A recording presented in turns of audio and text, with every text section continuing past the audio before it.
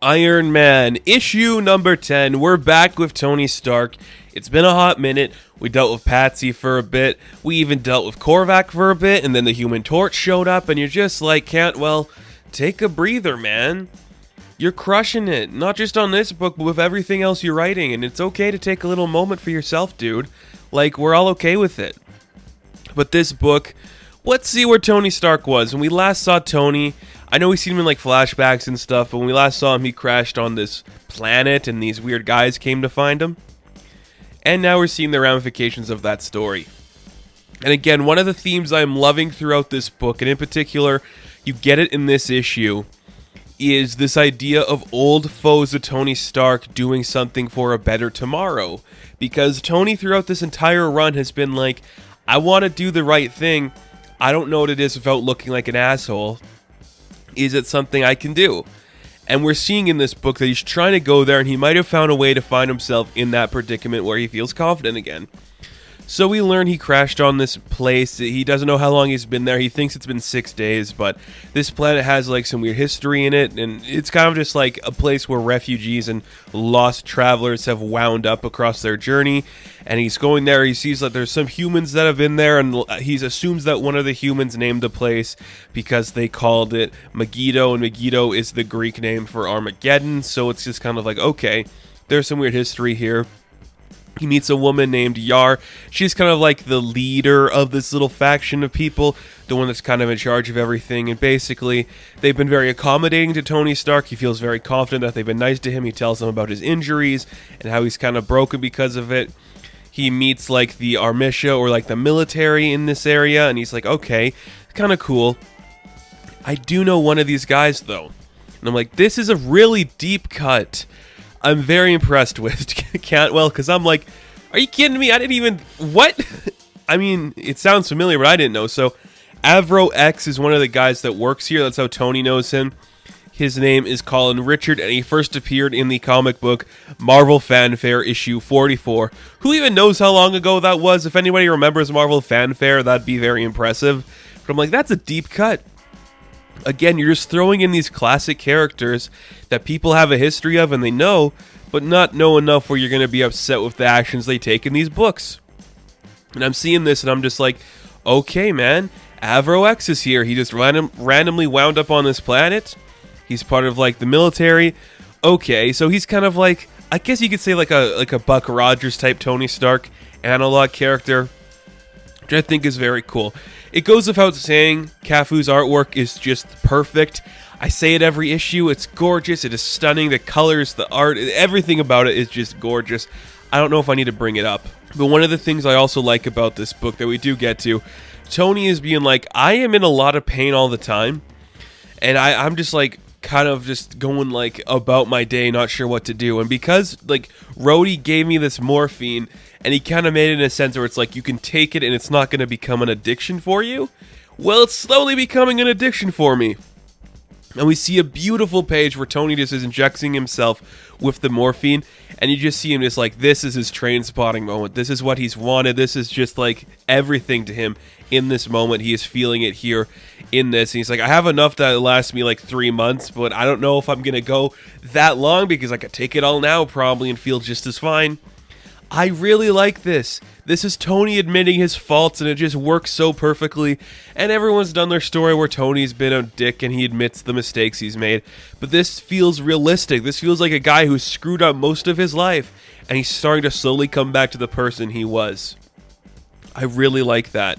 So Tony's just walking across like this field somewhere. He sees all these like giant robotic bodies, and he opens it up and uses it to kind of like recharge his armor and his power. And as he's doing that, Yar comes over to talk to him and it's like, yeah, I'm kind of like, you know, Glenda the good witch here, but the man behind the curtain, the real power, the real wizard. So they're walking up this mountainside. They're going to go find who the real wizard is behind everything happening on Megiddo.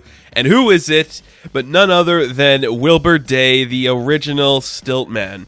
Again, what a deep cut. I mean, like, Stiltman is such a useless nothing character, so just doing something with that guy, I'm like, wow, that's bold. It goes back to what I was talking about with Korvac. It's like, you're doing something with Iron Man villains or these smaller villains in Marvel continuity where they're building themselves up to be the ultimate savior.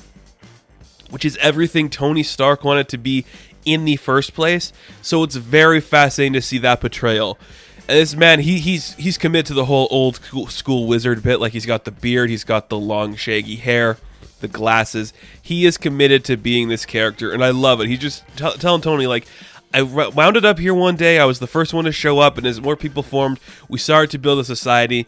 We're a group of outcasts and misfits and just people who need this kind of thing. And basically, we're just like, this is good for everyone to be here, but it's also like we need each other to feel whole, and we need to feel whole to have each other. And Tony's just thinking about it in the terms of, this is exactly like a commune of hippies, like just a bunch of people like peace and love and all that crap. And even Wilbur just goes like, well, is that a bad thing? Like, we're helping each other out on this planet. In this scenario, we are all keeping each other alive. Just us, just our people. We're looking at the greater picture, but it's about keeping this collective together, this group of people, when we fight the elements. And Tony's like, well, who are the elements? And they're these monsters that roam the thing. We could kind of maybe slip up that they're the robots that we've been seeing destroyed down there. But I think it's a very interesting idea. So Tony's like, this is a lot to take in, and I don't really know what to do or what to think.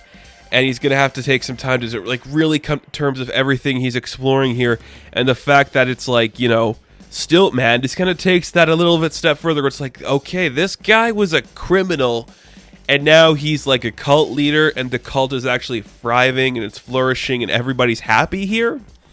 So they're playing a little game of baseball, and Tony's just kind of thinking like, I might like this. Like, I'm doing okay. Then we cut to him in the bed, and he's talking to Patsy's mind spirit because she's able to talk to him that way. And basically, he's just like, I think, like, I like it here, but I know, like, Korvac's the problem, and I gotta find a way to deal with that. And she's like, I know, man, like, there's a lot of stuff at play here, and I'm just happy to see you happy, because this is the person that I always knew you could be. This is the Tony Stark that is what you've tried to be your whole life, and now seeing you here like this, very happy, it makes me happy. So, I know people might have, like, things they dislike about the Tony and Patsy relationship, but I think the book does a great job of setting it up as these two people who are broken enough to need each other. So you see the desperation for Patsy to want him back, and you see Tony like, I don't want to break this girl's heart, but I also don't want to leave here. So Tony gets called outside by Avro, and basically like they're being attacked by one of these monsters. So what is the monster that is attacking them? It is an Ultimo robot. Again, it's a planet of Ultimos. There's a bunch of these things that just show up randomly, and we get a great action sequence where Tony's trying to accumulate all this different type of power to figure out how to stop it. Some of the soldiers get attacked, and we see that the Ultimo robot eats one of the people, and that's how it's getting its power. And Tony's like, okay, that's not good. I should do something about this. He unibeams the guy, takes down the robot, and Avro's like, holy shit, we never killed one of these before. How did you do that? And Tony's like, what do you think? Like, whatever, okay? How many of these things are there? Well, you don't know? There's too many. Okay, I gotta help you here. I know I've been talking about like getting off-world and being with Patsy and fighting Korvac and everything, but I'm gonna step in and help you. I'm gonna protect this colony.